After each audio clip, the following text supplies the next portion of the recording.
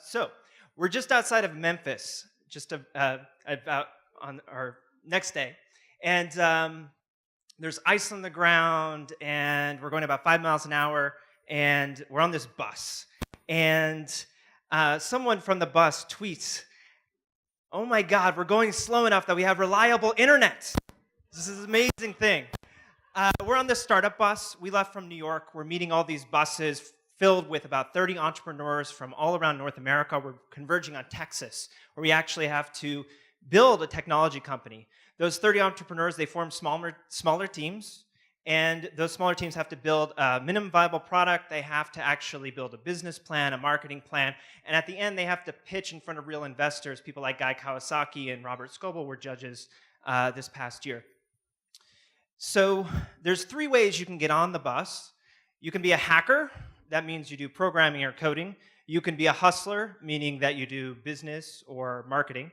And the third one, I didn't come up with the names. It's called hipster. That's what they call designers. I apologize because I know a lot of designers and I didn't come up with the names.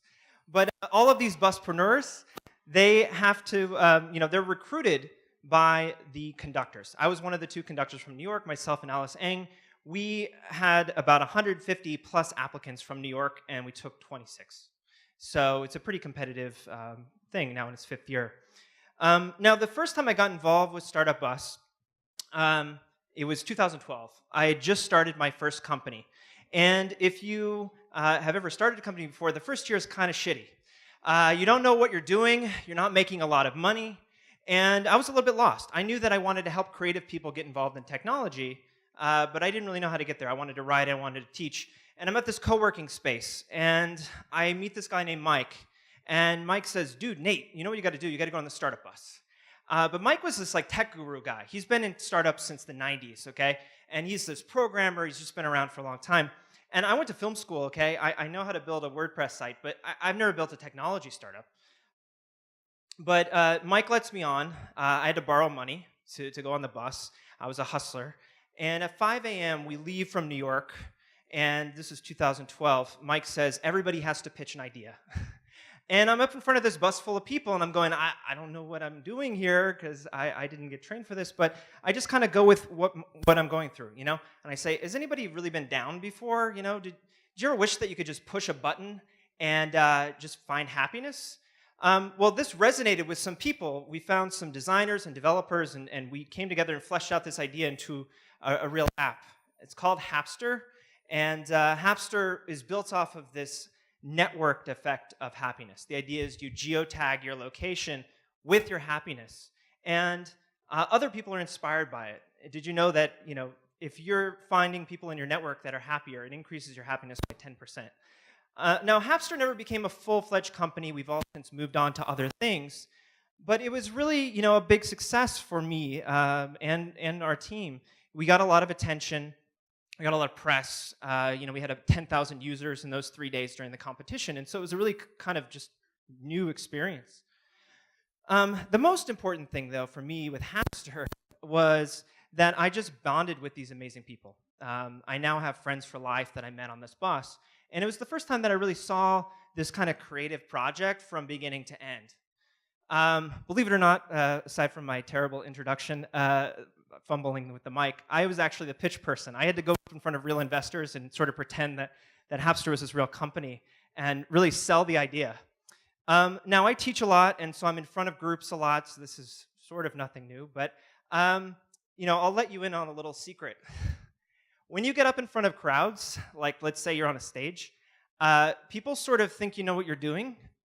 Even if you're just making it up as you go along, that's just one of those things. But if you're in front of the right group of people, if they're the right group, you know, good things come of that. And that was really the experience that I got doing the bus. I came back. I wanted to be a writer, so I did a Kickstarter. And I found a friend of mine who's an artist. She's a comic artist. We wanted to do a comic book about how to build websites. And I'm trying to figure out a subtle plug. We were picked up by a publisher, and it's coming out next month. I don't have any subtlety there, but that happened. I'm a writer now. And the other thing that happened directly because of the bus is just by telling people, hey, I want to teach other people. I want to get more creative people involved in technology. People connected me, and I was able to get that School of Visual Arts gig because of people on the bus. So just by saying what you want, you know, doors open up for you. Um, Now, this past year, they asked Alice and I to come back and to be conductors. We had to find and recruit all these people to build the startups on the bus. And again, neither one of us have really built startups before. Our experience was mainly from the startup bus itself. But we had to get up and do it, right? So we just talk about what our experiences are, how we're helping people, what we can do. And from the 5 teams that were in the New York bus, there were 3 that advanced in the competition, and the winners are actually building a real startup. They're in Techstars Austin, and they have hundreds of thousands of dollars in funding. So even though I didn't build a startup, I helped some other people build a real startup that they're working on. So I guess, I think people sort of have this assumption that there's a left brain, there's a right brain, that you can be creative or you can be technical, and I just haven't found that to be true. I think that a bigger divide among a lot of people out there is that there's people who kind of talk about doing something, and then there's people who actually go out and do it. And I've just found if you really want to do something amazing, and I think a lot of people on this stage are a testament to that, you really have to just surround yourself by the right group of people. And you just have to say you want to do something. You just have to go and do it. And people will listen, and they'll help you out. So if you liked anything that I said today, I'd love to get feedback from you. Let me know. And if you're interested in the startup bus, the European startup bus is in October, and the next startup bus for North America is next year. But my name was Nate. Hopefully you learned something new today. Thank you very much.